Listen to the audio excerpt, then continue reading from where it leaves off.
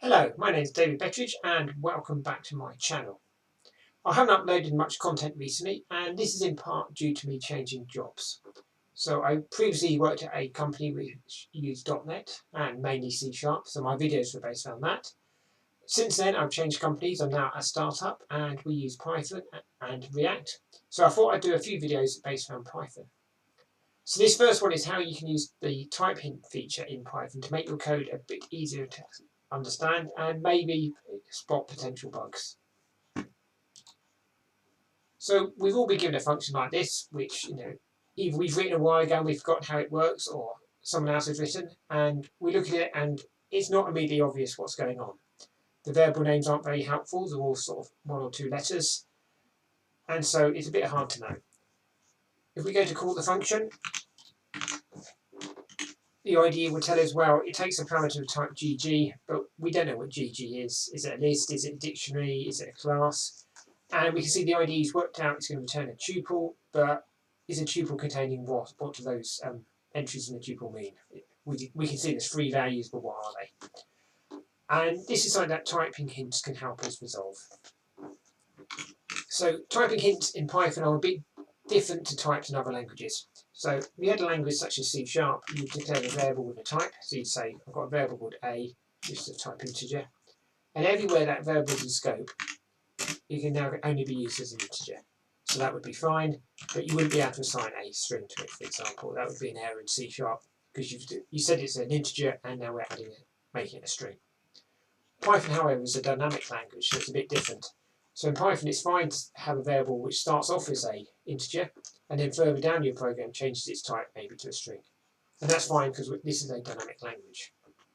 So typing hints are a hint to the IDE that says, we think this variable is of type integer, and if you find somewhere in our program we're not using it as an integer, then let us know. The program will still run quite happily, but it will just give us a warning. So the way we do this is we use a colon followed by its type, so int in this case. So now if we hover our mouse over A, we can see now it's of type int. And at the moment we've got no errors because we've got nothing switched on the IDE to report errors. So we go to our settings.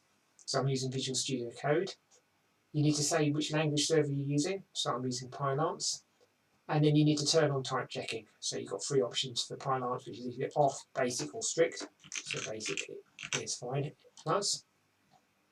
And then if we go back here and save our code, we can now see we get an error message because it says name cannot be assigned to a variable type int.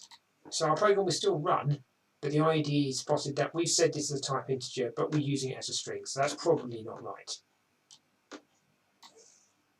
So now we've got that configured, we can start adding type information to our function.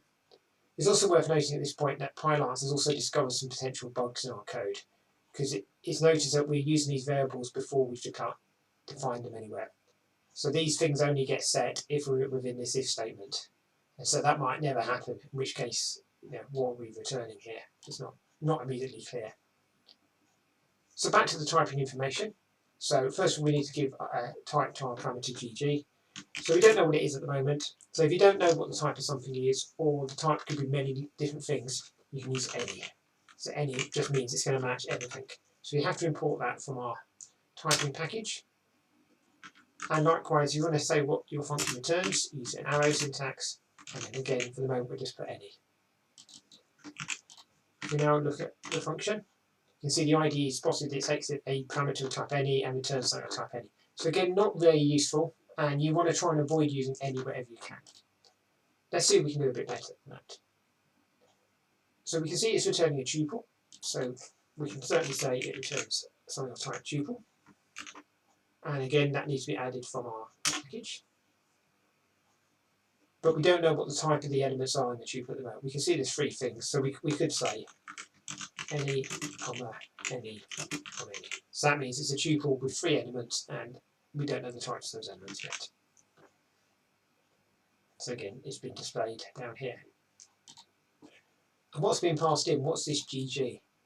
Well, it looks like it's something we can iterate over and then access using its key, so it's probably going to be a dictionary. So if you don't know the types of the dictionary, you can just type in dict, and again import that from our package. And if we look back at the tooltip again, we can see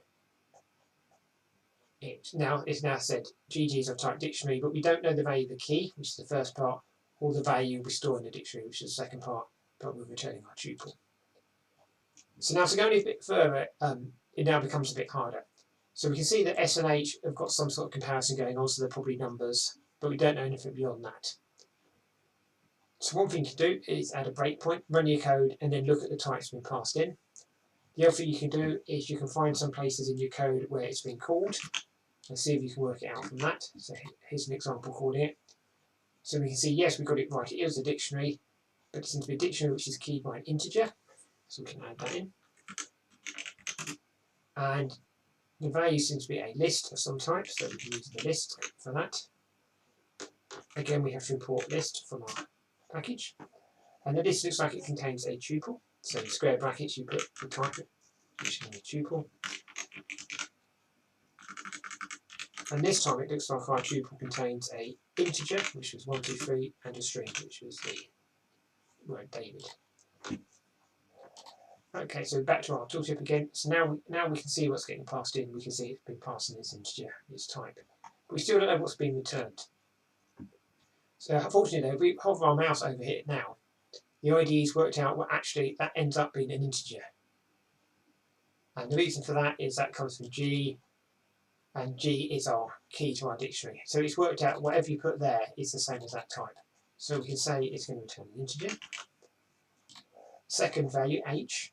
So again, it says it's an integer because it is whatever S was, which comes from P, which is our tuple, so it's that bit there. So it's worked out that that is the same type as that. And finally, BP, it's worked out as a string for the same sort of reasons. Okay, so we're already a lot better off now. So we know now when we call that, we can see it's getting passed in its dictionary and it's going to return a tuple. And we've got some rough idea of the shape of it. Okay, so hopefully with you can actually find out what this is meant to do and you can read through it and you've got a bit of a better idea now. And so the next thing to do would actually be rename these variables because they're not very helpful.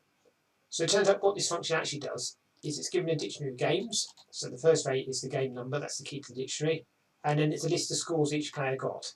And it returns the highest score ever a player's ever got. So, and it returns which game it was in, what the score was, and who got it. So GG really is our games, so we can rename that.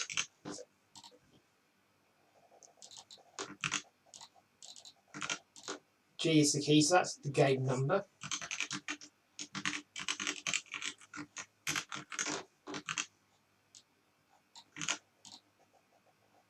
And then S and N are the values from the tuple, so that's the score and the person's name. So we need to change that down here as well.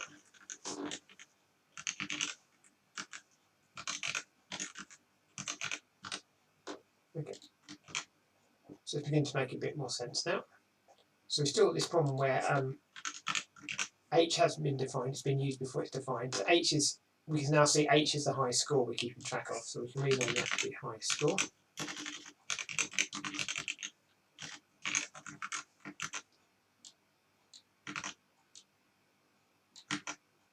But we also probably need to give that an initial value. So we're going to say it's going to be an integer, and let's say it's -1 to begin with. And we've got the same problem here, these values never get initialized either, so that's BG is our best game. And BP is our best player. So we can define these up here as well.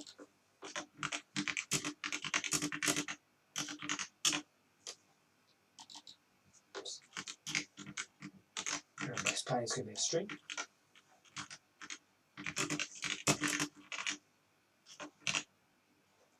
Okay. And we need to make sure we use them here as well.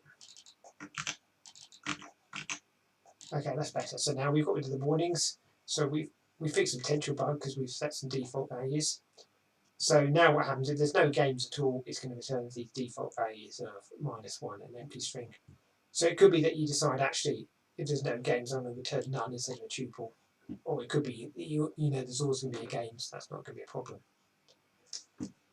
So the next problem is, however, if we call the function, so we're going to return the score, the game, and the player's name. So we call it like that and deconstruct the tuple. But the mistake we've just made is we've accidentally switched around the elements coming back. So we're not actually returning score then game, we're actually returning game then score. But because they've typed both integers, we can easily make that mistake. And so the program's going to not give us any errors. It's going to run fine, and the IDE doesn't tell us that we switched them around, but we can see we've actually made a mistake. And that's because, you know, they're both integers, and it's not easy to see with a tuple what those types mean. Fortunately, with typing hints, you can also declare your own types. So what we can say in the game number is going to be a new type, called game number, and it's going to be based on an integer. So we need to import new type again from our package. And now wherever we were using game number in our code, instead of int, we can now say it's the game number. So we pass it in, and it's also the thing that comes back out in that tuple. Okay, so now we've got a few errors, and the reason we've got an error here is because we're actually returning an integer at this point, because that's what we declared it as here. So we need to say that's a game number as well. And now we've got an error because we're trying to put -1 into a game number. So we need to call a function to convert it. And we've got the same problem in our example here.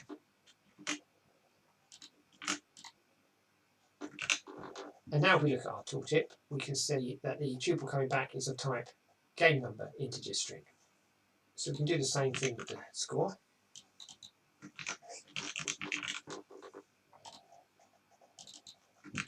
And that's our value there, and the second part of our tuple. And we've got exactly the same errors down here, so we need to make the same corrections. Oops.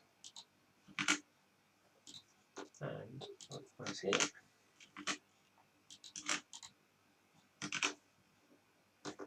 And now we can see our tuple coming back is game number, score string. So it doesn't have to just be integers, you can do it based on strings as well. So we have another one which is name.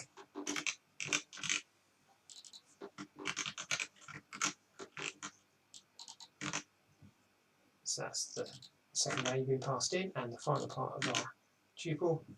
And you've got the same corrections to make here and here. So you can see it's a bit more work to use these new types, but it makes your code a lot more easy to read. So you know, when you look at it here, it's now obvious our tuple getting back is a tuple of game number, score, and name. It's obvious what we're passing in is a dictionary key by game number containing a list of tuples with score and name. So the error we're getting is just because the line's slightly too long, so we can split the line into two. And now our code, hopefully you can see, is a lot easier to understand. You know, having longer variable names is a great help, but also having these type hints is a great help as well, because you're not now dependent on documentation. Another approach people take is they put these dot comments at the top of, or dot string comments at the top, which is fine, but it's better still to put it here because then the IDE can show the information against each parameter. Hopefully you found that useful, and you can use that in your own code to make things easier to understand. Bye for now.